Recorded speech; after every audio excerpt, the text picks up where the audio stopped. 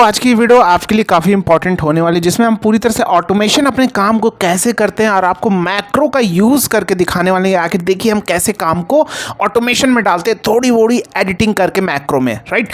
अभी आप देख रहे हैं यहाँ मेरे पास क्या है, एम्प्लॉय के नेम दिए गए हैं, राइट।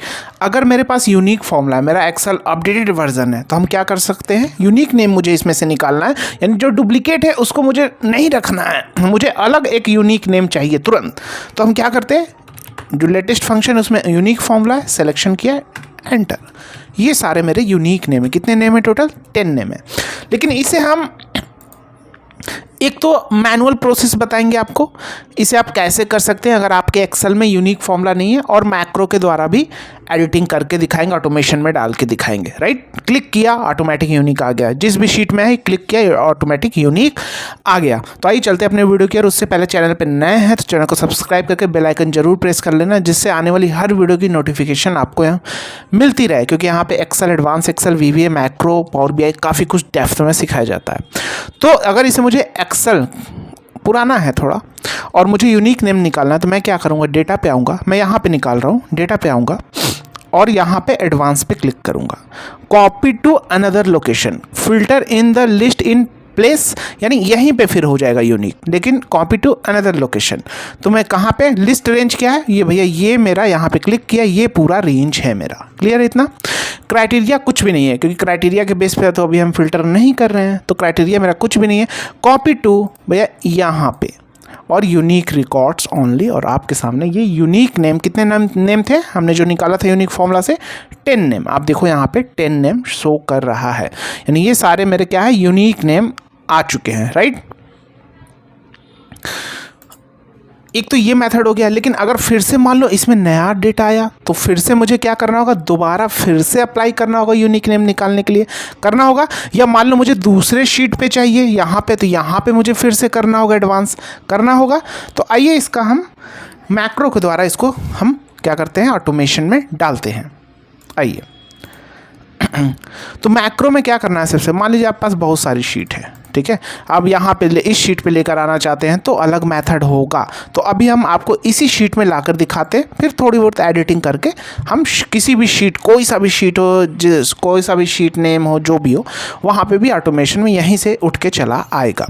तो सबसे पहले डेवलपर पे जाएंगे। डेवलपर टाइप को कैसे एक्टिव करना है, अगर आपके एक्सेल में नहीं है तो फाइल पे जाके, यहाँ पे मोर पे जाके और ऑप्शंस में जाके, कस्टमाइज रिबन में जाके, यहाँ पे आपको डेवलपर पे टिक करके ओके कर देना है, राइट।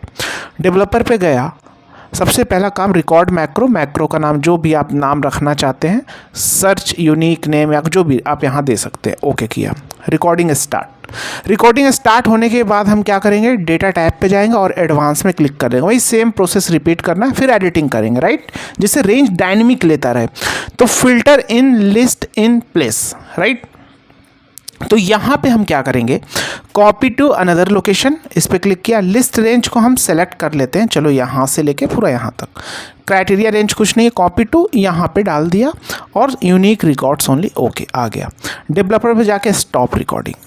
अब हम क्या करने वाले हैं, ध्यान से सुनना, हम ऐसा एडिटिंग करने वाले हैं मैक्रो के अंदर, जिससे जब हम मैक्रो रन करें, पहले यहाँ पे एक बटन बना लेते हैं, या चलो अभी बना लेंगे, रन करें तो वो रेंज सेलेक्ट करने के लिए मांगे, जितना रेंज हम सेलेक्ट करें जहाँ तक, वहाँ तक ऑटोमेटिक वो यूनिक निकाल के दे दे, वैसा कुछ करने वाले हैं।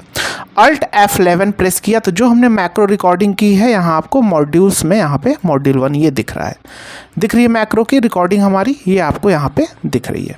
चलो एक काम करते, इसको हम थोड़ा इधर शिफ्ट कर देते जिससे आपको समझा सके, राइट। इसको मैं अभी डिलीट कर देता हूँ, ये मेरी मैक्रो की रिकॉर्डिंग दिख रही है, राइट।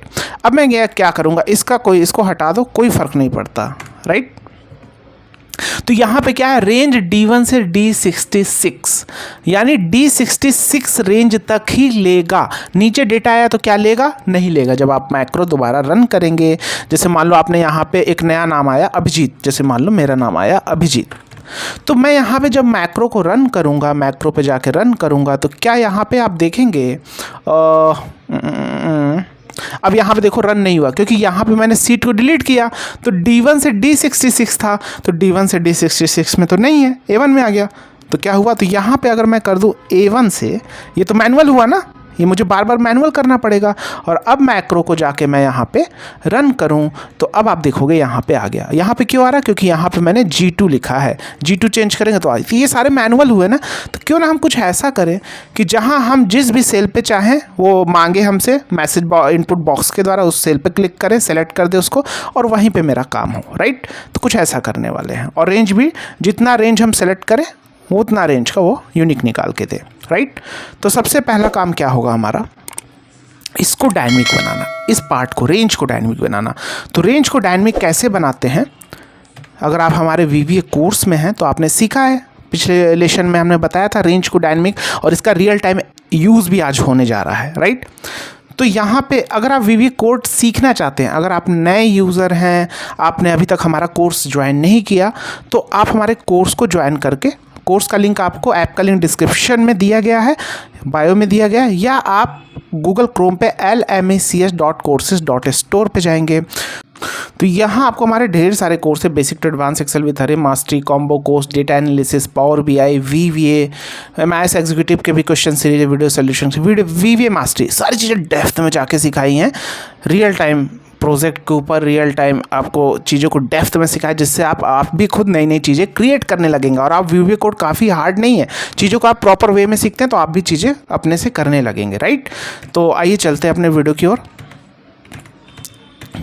तो यहाँ मेरा रेंज हम क्या करेंगे, एक वेरिएबल बनाएंगे डिम, कुछ भी ले लेते हैं, डिम आई, जो भी नाम रखना चाहते ले, डिम आई एज रेंज लेंगे क्योंकि हमें इस रेंज का नाम डायनेमिक बनाना है। तो डिम आई एज रेंज लिया और यहाँ पे हम ले लेंगे, तो आई के लिए रेंज जब ले लिया तो आई इज इक्वल टू, आई के लिए वैल्यू भी असाइन करना होगा, कौन सी वैल्यू देना, तो आई इज इक्वल टू हम लेंगे application dot input box. Input box क्यों ले रहे, जैसे कोड रन करे तो वो जितना रेंज वहाँ पे सिलेक्शन करने के लिए मांगे, तो इनपुट बॉक्स में हम डबल कोट में लिखेंगे एंटर रेंज, या कुछ भी आप लिख सकते हैं डबल कोट के अंदर, और कॉमा देंगे, टाइटल में कुछ भी नहीं डालना, ऊपर टाइटल आता है जो वो आएगा, डिफ़ॉल्ट में कुछ नहीं, कॉमा देते चले जाएंगे। टाइप में जब टाइप आप देखो बोल्ड हाईलाइट हो रहा है तो 8 डालना, ये रेंज सिलेक्शन करने का मेथड है। तो आई इज इक्वल टू हमने application dot input box enter range, तो रेंज यहाँ पे हम क्या कर लेंगे, इसको सेट लगाते हैं, सेट आई, ठीक है, एंटर। तो अब क्या होगा, देखो एफर्ट में रन करता हूँ, ये देखो अभी क्या होगा, मेरे पास एंटर रेंज, तो रेंज हम ऐसे सिलेक्शन कर लेंगे, ओके रेंज हो गया, ठीक है। तो ये काम हो गया। तो अब हम करेंगे एक और वेरिएबल बनाएंगे, डिम आई के बाद जे, कुछ भी नाम दे सकते हैं, डिम जे एज स्ट्रिंग दे लेंगे। क्यों स्ट्रिंग ले रहे हैं, स्ट्रिंग मतलब डेटा टाइप हमारा क्या है, टेक्स्ट है, इसलिए हम स्ट्रिंग लगा रहे हैं। तो और जे के लिए भी वैल्यू असाइन कर लेते हैं, जे इज इक्वल टू हम ले लेंगे आई डॉट एड्रेस। एड्रेस क्यों, क्योंकि जो हमारा रेंज हुआ वो एड्रेस हुआ ना, ये एक एड्रेस हुआ हमारा, यहाँ से यहाँ तक, ये A1 से लेके A67 तक ये मेरा एड्रेस हुआ। तो यहाँ हम J equal to I dot address ले लिया। अब एफर्ट रन करके आपको दिखाता हूँ, रेंज सिलेक्शन किया, मान लो रेंज हमने यहाँ से यहाँ तक लिया पूरा, आप कम भी ले सकते हैं, ओके किया।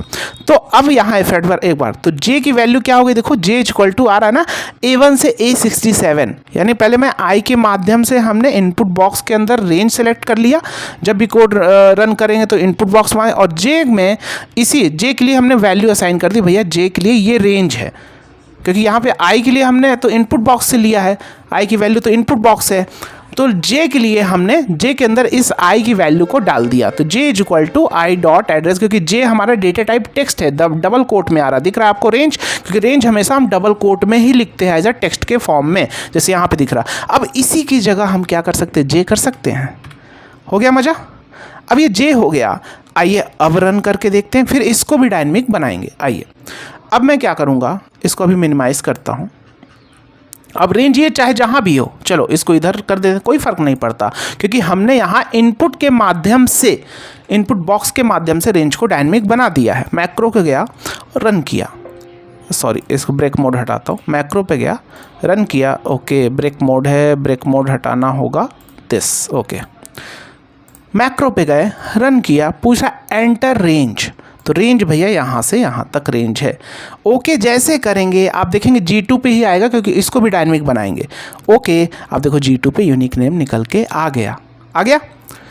अब लेकिन अगर आपको यहाँ पे लाना है तो वो भी बताएंगे कैसे करना है, राइट। अभी हमने सीखा सेम लोकेशन, मतलब सेम यहाँ पे, सेम शीट में अदर लोकेशन पे, और दूसरे लोकेशन पे जाना है दूसरे शीट पे, तो उसका मेथड जानेंगे एक बार।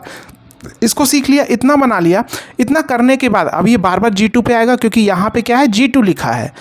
क्या लिखा है, G2 लिखा है ना, रेंज G2 में आए।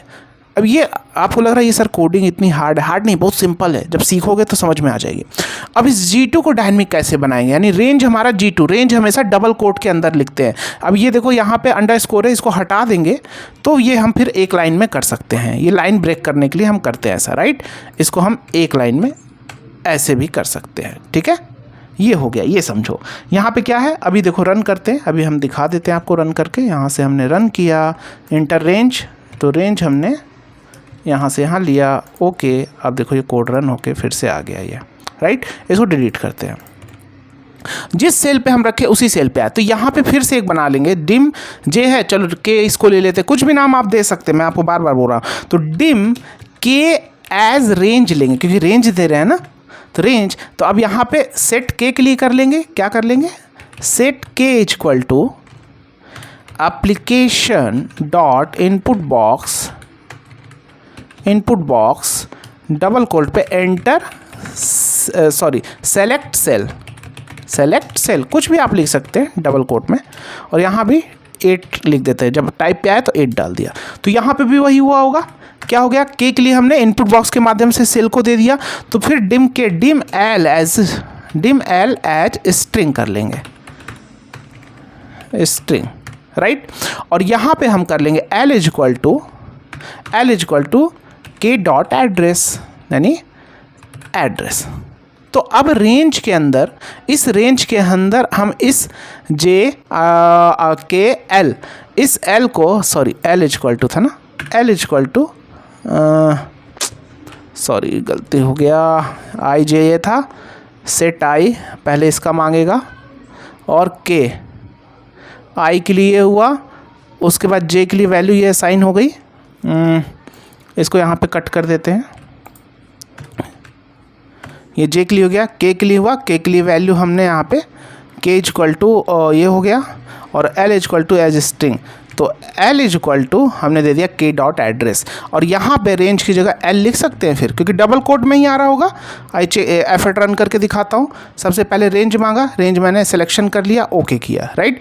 जैसे ओके किया, अब ये वाली कोडिंग रन होगी, सेलेक्ट सेल, तो किस सेल पे करना है मुझे, राइट। तो मैं यहाँ पे एक काम करता हूँ, यहाँ मैं सेल करता हूँ यहाँ पे, इसको हटा के सेलेक्ट सेल दिस, ओके कर दिया। तो जैसे किया, तो जे के लिए वैल्यू क्या हो गई, अभी एफर्ट रन करता हूँ, जे के लिए वैल्यू देखो B1 से B67 यानी रेंज हो गई, और के लिए वैल्यू क्या हो गई, D2 हो गई, राइट। और उसके बाद ये फिल्टर जे में ये रेंज ले लेगा डबल कोट के अंदर जे वाला, और इस एल वाले में के का सेल ले लेगा, एफर्ट एंड सब, और आप देखोगे आ गया।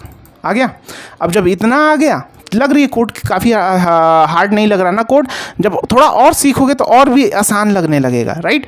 इसको मैं डिलीट करता हूँ।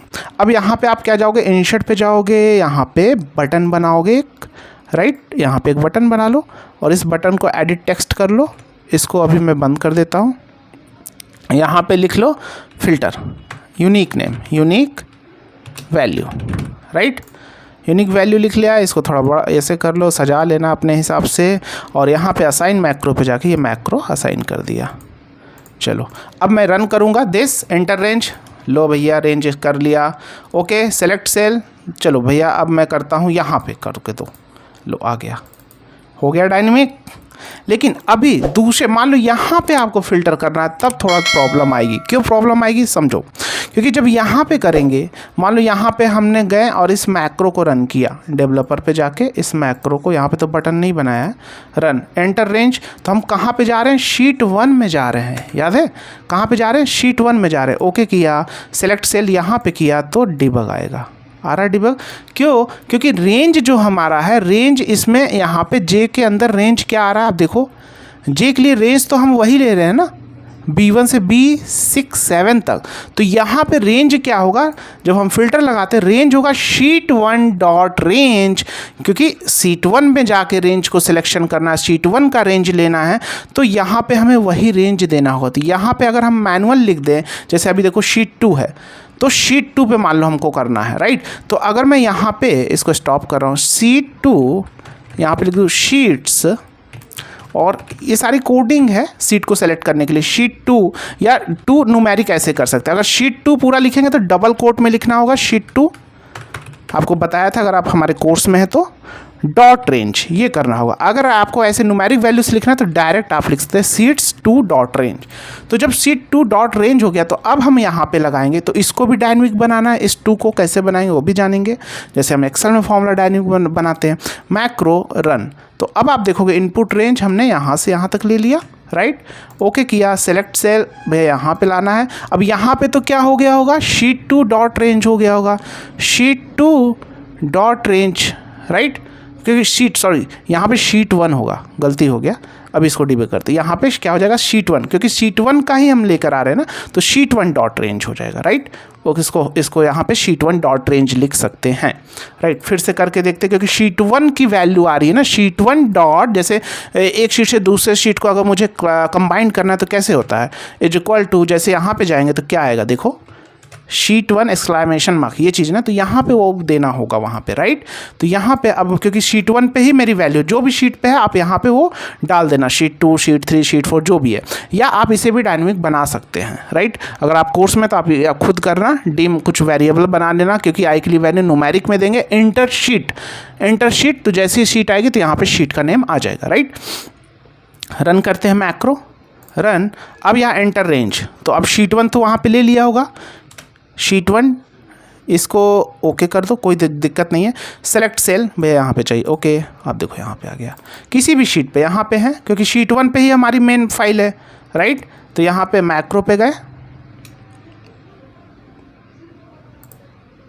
मैक्रो 3 रन, एंटर रेंज यहाँ पे चले गए, ओके, और सेल यहाँ पे सेलेक्ट किया, ओके, यहाँ पे यूनिक आ गया।